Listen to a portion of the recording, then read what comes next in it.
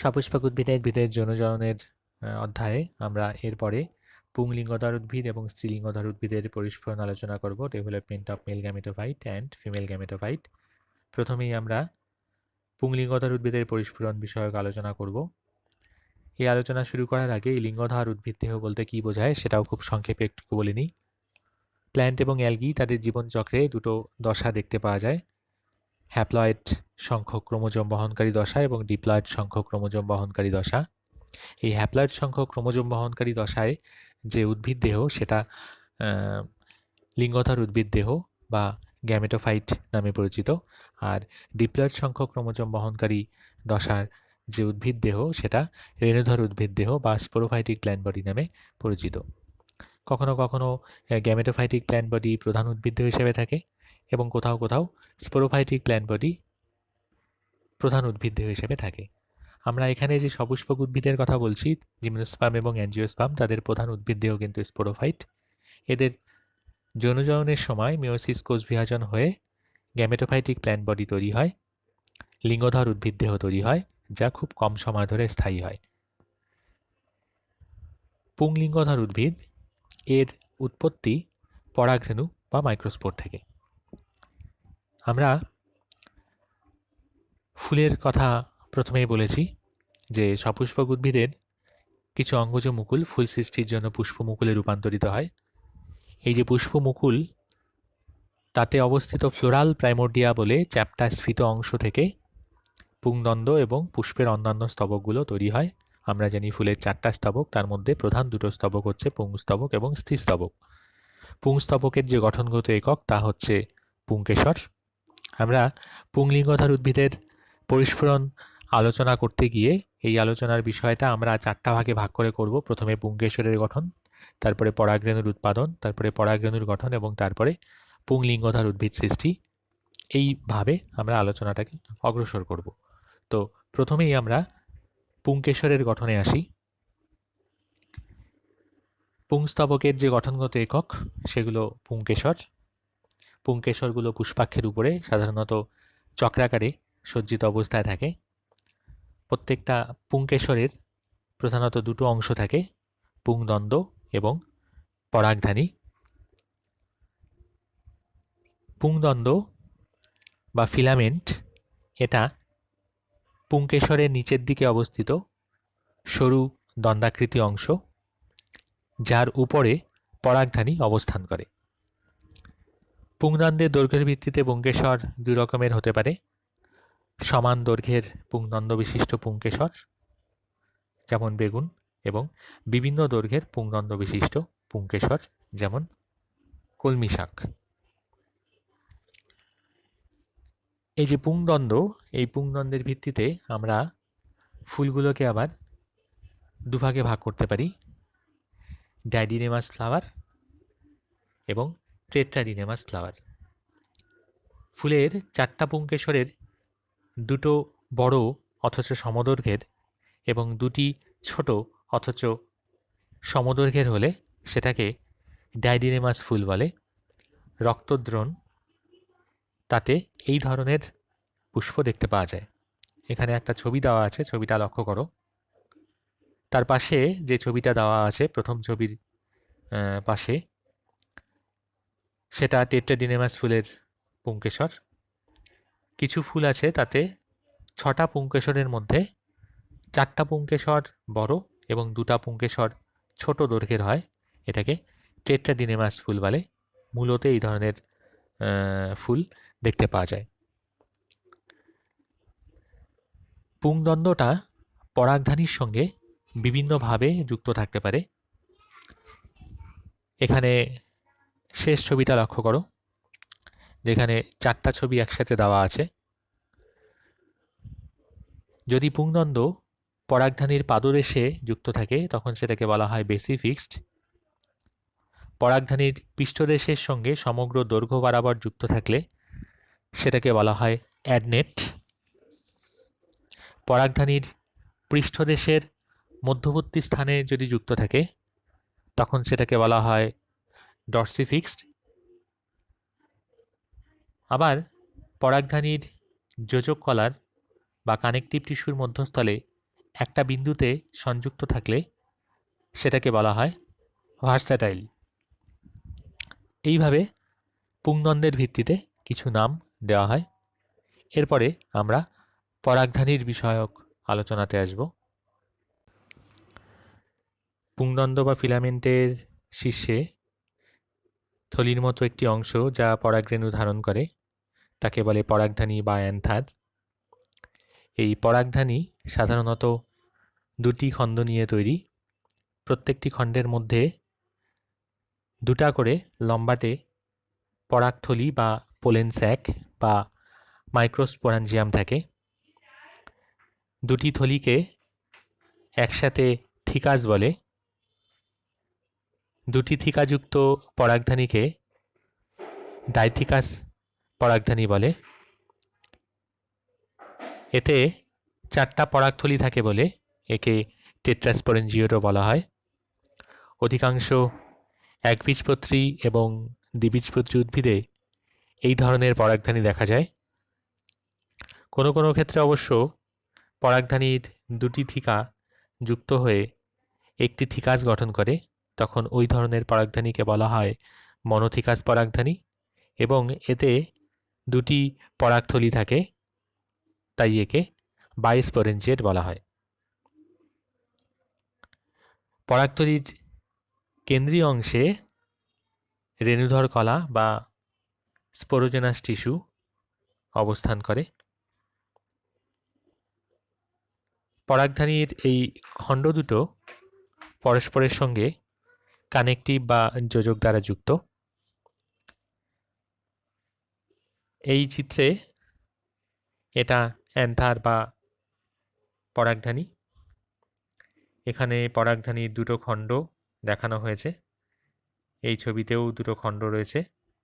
এই ছবিতে দেখো দুটো খণ্ড যে কানেকটিভ দ্বারা যুক্ত সেটা দেখানো হয়েছে। আর এই জায়গাতে লাইন অফ ডেহিসেন্স অর্থাৎ পরাগরেণুগুলো পরিণত হওয়ার পরে পরাগথলি যে জায়গাতে বিদীর্ণ হয়ে পরাগরেণুগুলো বাইরে বের হয় সেই স্থানটা দেখানো আছে। পরাগথলিতে অবস্থিত এই খাঁজটিকে স্ট্রোমিয়াম বলে। এর বিতাড়নে রেণুমুক্ত হয়। পরাগধানীর প্রস্থচ্ছেদে বাইরের দিক থেকে ভেতরের দিকে ক্রমান্বয়ে চারটা কোষ স্তর দেখতে পাওয়া যায়। এই চারটা কোষ স্তর হল বহিঃস্থক বা এপিডার্মিস, এন্ডোথেসিয়াম, মধ্যবর্তী স্তর বা মিডিল লেয়ার এবং ট্যাপেটাম স্তর। এই চিত্রটিতে লক্ষ্য করো, এখানে একটা পরাগধানী বা অ্যান্থারের প্রস্থচ্ছেদ করে তা দেখতে কেমন তার চিত্ররূপ দেখানো রয়েছে। এটা পরাগরেণুগুলো পরিণত হওয়ার আগের অবস্থা, আর এখানে পরাগরেণুগুলো পরিণত হয়েছে এবং বাইরে বেরোনোর জন্য উপযুক্ত একটা অবস্থা। এখানে দেখো স্ট্রোমিয়াম দেখানো হয়েছে। এই স্ট্রোমিয়ামের মাধ্যমে পরাগরেণুগুলো পরাগধানী বিদীর্ণ হয়ে বাইরে মুক্ত হয়। এখানে এই অংশটিতে দেখো যোজক বা কানেকটিভ দেখানো হয়েছে, প্রস্থচ্ছেদে দেখানো অংশ। এখানে পরাগধানীর এই একটা খণ্ড, এটা আরেকটা খণ্ড, এই দুটো খণ্ড যোজক বা কানেকটিভের মাধ্যমে যুক্ত। স্পোরোজেনাস টিস্যুগুলো মাঝখানে দেখানো আছে। সবচেয়ে বাইরের দিকে বহিঃস্থক বা এপিডার্মিস, তারপরে দেখো এন্ডোথেসিয়াম, তারপরে মিডিল লেয়ার এবং একদম ভেতরের দিকে ট্যাপেটাম স্তর দেখানো রয়েছে। ট্যাপেটাম স্তরের ভেতরের দিকে স্পোরোজেনাস টিস্যু দেখানো রয়েছে, যা পরাগথলির একেবারে কেন্দ্রীয় অংশ। এবারে চলো প্রস্থচ্ছেদের যে অংশগুলো সে অংশগুলো সম্পর্কে একটু দেখে নেওয়া যাক।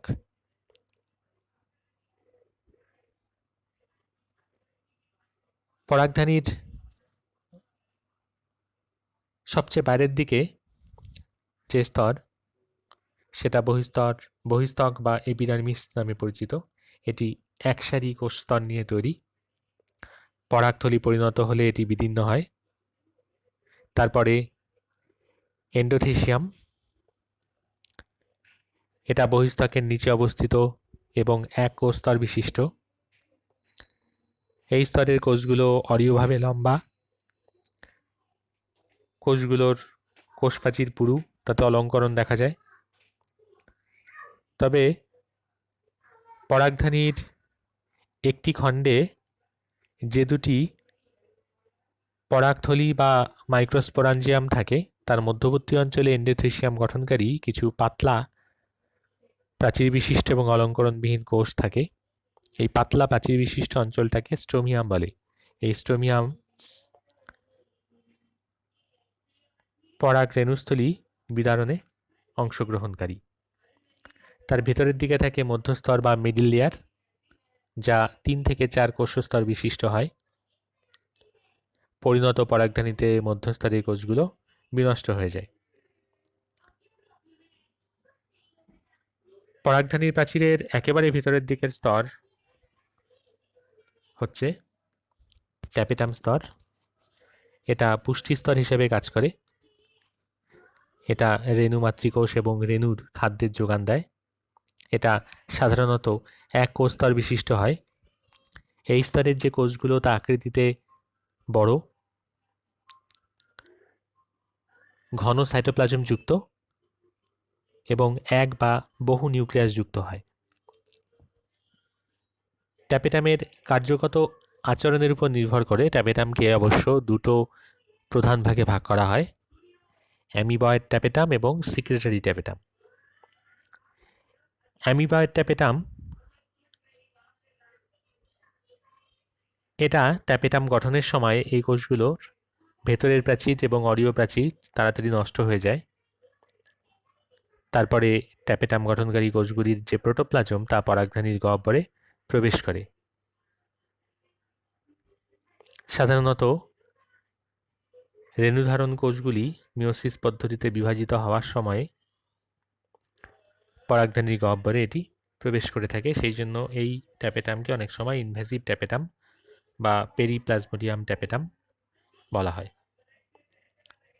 পরাগধানীর মধ্যে পরাগরেণু উৎপাদনের সময় যে উন্নত প্রকৃতির ট্যাপেটামের কোষগুলির অবস্থানগত কোনো পরিবর্তন ঘটে না, তাকে সেক্রেটারি ট্যাপেটাম বলা হয়। এই ট্যাপেটামের কিছু গুরুত্ব আছে। ট্যাপেটাম নিঃসৃত হরমোন IAA পরাগরেণুতে সঞ্চিত হয় এবং পরাগরেণুর অঙ্কুরোদ্গমকে ত্বরান্বিত করে। এটা রেণুধর কলাকে রক্ষা করে।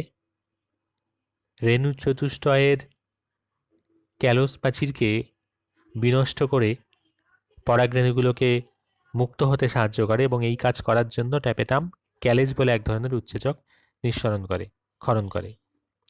পরাগরেণুর বৃদ্ধির বিভিন্ন পর্যায়ে এরা পুষ্টি সরবরাহ করে। পরাগরেণুর যে বহিস্তক বা এক্সাইন তা গঠনকারী স্পোরোপোলেনিন এবং অন্যান্য বস্তু এই স্তর থেকে সরবরাহ হয়। তাছাড়া পরাগরেণু আর গর্ভপুণ্ডের মধ্যে যে কম্পেটিবিলিটি বা সুসঙ্গতি তা নিয়ন্ত্রণের জন্য ট্যাপেটাম সুসঙ্গতি নিয়ন্ত্রক প্রোটিন বা কম্পেটিবিলিটি রেগুলেটিং প্রোটিন ক্ষরণ করে। এই হচ্ছে ট্যাপেটামের কিছু কাজ। এই হলো আমাদের পরাগধানীর গঠন। এরপরে আমরা পরাগরেণুর উৎপাদন বা মাইক্রোস্পোরোজেনেসিস বিষয়টি আলোচনা করব।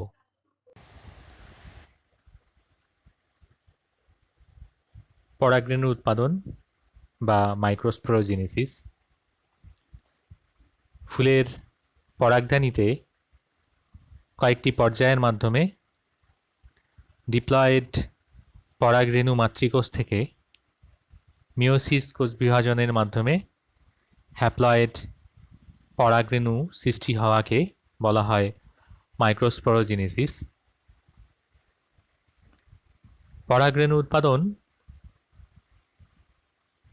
আমরা প্রধানত দুটো ধাপে আলোচনা করতে পারি, যথা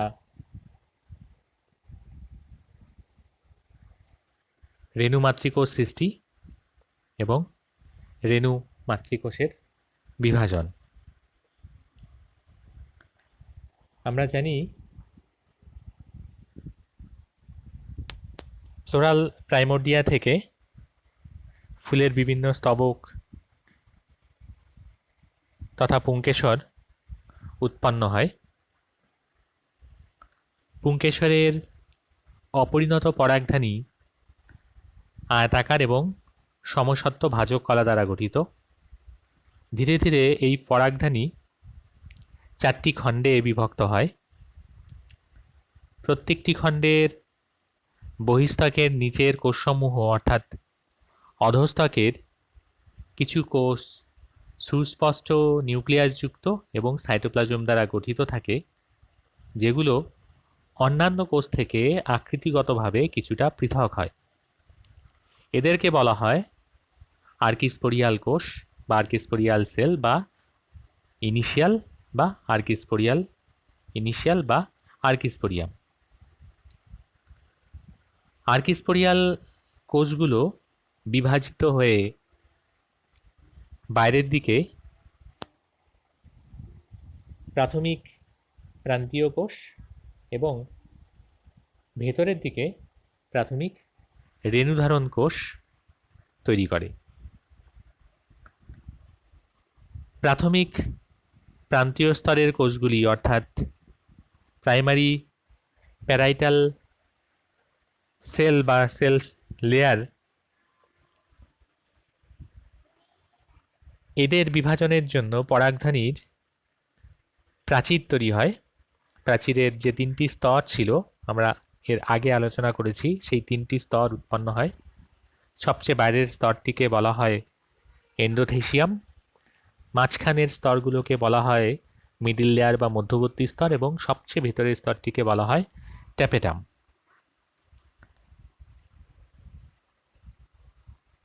প্রাথমিক রেণুধর কোষগুলো সরাসরি রেণু মাতৃকোষ হিসাবে কাজ করে বা বারবার বিভাজিত হয়ে নতুন কোষ গঠন করে, যারা রেণু মাতৃকোষ বা স্পোর মাদার সেল হিসাবে কাজ করে।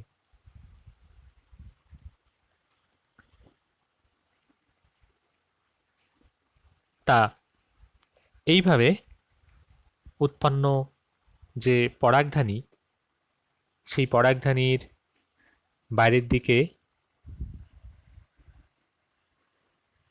4টি স্তর বিশিষ্ট একটা প্রাচীর এবং ভেতরের দিকে অর্থাৎ কেন্দ্রীয় অংশে স্পোরোজেনাস টিস্যু বা রেণুধর কলা অবস্থান করে।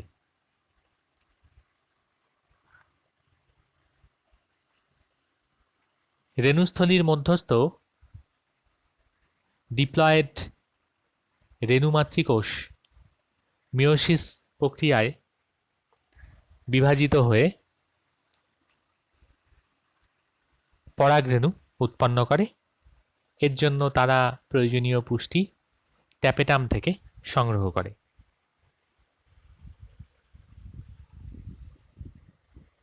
রেণুস্থলীর মধ্যে ঘন সন্নিবিষ্টভাবে অবস্থিত পরাগরেণু মাতৃকোষগুলো ক্রমশ আলগা এবং গোলাকৃতি ধারণ করে। প্রত্যেকটা পরাগরেণু উৎপাদনে সক্ষম হলেও অনেক সময় কিছু পরাগরেণু বিনষ্ট হয়ে পুষ্টি সরবরাহের কাজেও নিয়োজিত হয়ে থাকে। পরাগরেণু মাতৃকোষ থেকে 2টি পর্যায়ে পরাগরেণু উৎপন্ন হয়, যথা ক্যারিওকাইনেসিস এবং সাইটোকাইনেসিস। পরাগরেণু মাতৃকোষের ডিপ্লয়েড নিউক্লিয়াস মিওসিস পদ্ধতিতে বিভাজিত হয়। প্রথম মিওসিস বিভাজনে উৎপন্ন অপত্য নিউক্লিয়াস দুটো হ্যাপ্লয়েড প্রকৃতির হয়, অর্থাৎ এটি হচ্ছে রাজবিভাজন। পরে দ্বিতীয় মিওসিস বিভাজন ওই 2টি হ্যাপ্লয়েড নিউক্লিয়াস থেকে 4টি হ্যাপ্লয়েড নিউক্লিয়াস সৃষ্টি করে। এইভাবে ক্যারিওকাইনেসিস সংঘটিত হওয়ার পরে সাইটোকাইনেসিস সম্পন্ন হয়। সাইটোকাইনেসিসের সময়তে কোষপ্রাচীর গঠনের ধরন অনুযায়ী সাইটোকাইনেসিস আবার দুরকম হয়, যথা ধারাবাহিক পদ্ধতি বা সাকসেসিভ টাইপ এবং যুগপৎ পদ্ধতি বা সাইমেলটেনিয়াস টাইপ। প্রথমটি একবীজপত্রীতে দেখতে পাওয়া যায় এবং পরেরটি দ্বিবীজপত্রী উদ্ভিদে দেখা যায়। ধারাবাহিক প্রকৃতির সাইটোকাইনেসিসের সময় রেণুমাতৃকোষের প্রথম মিওটিক বিভাজনের পরে প্রাচীর গঠিত হয়ে দুটি নিউক্লিয়াস যুক্ত কোষ উৎপন্ন হয়। প্রতিটি কোষ আবার দ্বিতীয় মিওসিস বিভাজনের মাধ্যমে বিভাজিত হলে চারটি হ্যাপ্লয়েড কোষ সহ রেণু চতুষ্টয় বা স্পোর টেট্রাড তৈরি করে। যুগপৎ পদ্ধতিতে অর্থাৎ সাইমেলটেনিয়াস টাইপের ক্ষেত্রে প্রথম মিওসিস বিভাজনের পরে কিন্তু কোষ প্রাচীর তৈরি হয় না, অর্থাৎ একটি কোষে দুটি নিউক্লিয়াস থাকে, দুটি হ্যাপ্লয়েড নিউক্লিয়াস থাকে। প্রতিটি নিউক্লিয়াস এরপরে বিভাজিত হলে চারটি হ্যাপ্লয়েড নিউক্লিয়াসের সৃষ্টি হয়। তারপরে পরস্পর সমকোণে প্রাচীর সৃষ্টি হওয়ার পরে চারটি পরাগরেণু উৎপন্ন হয়, যারা রেণু চতুষ্টয় উৎপন্ন করে থাকে। তা এইভাবে সাইটোকাইনেসিস সম্পন্ন হলে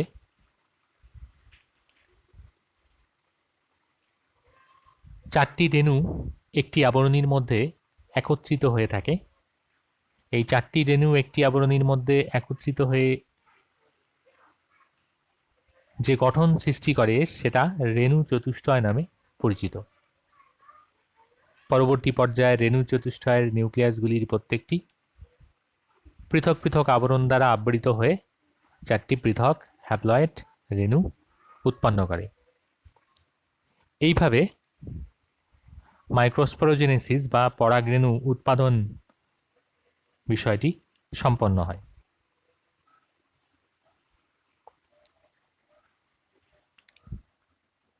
তা এই হলো আমাদের মাইক্রোস্পোরোজেনেসিস বা পরাগরেণু উৎপাদন। এই যে রেণু চতুষ্টয় উৎপন্ন হলো, এই রেণু চতুষ্টয়ে সজ্জারীতি অনুসারে এরা আবার কয়েক ধরনের হতে পারে, যথা ওরা যেইভাবে সজ্জিত হয়েছে সেই অনুযায়ী তাদের নাম।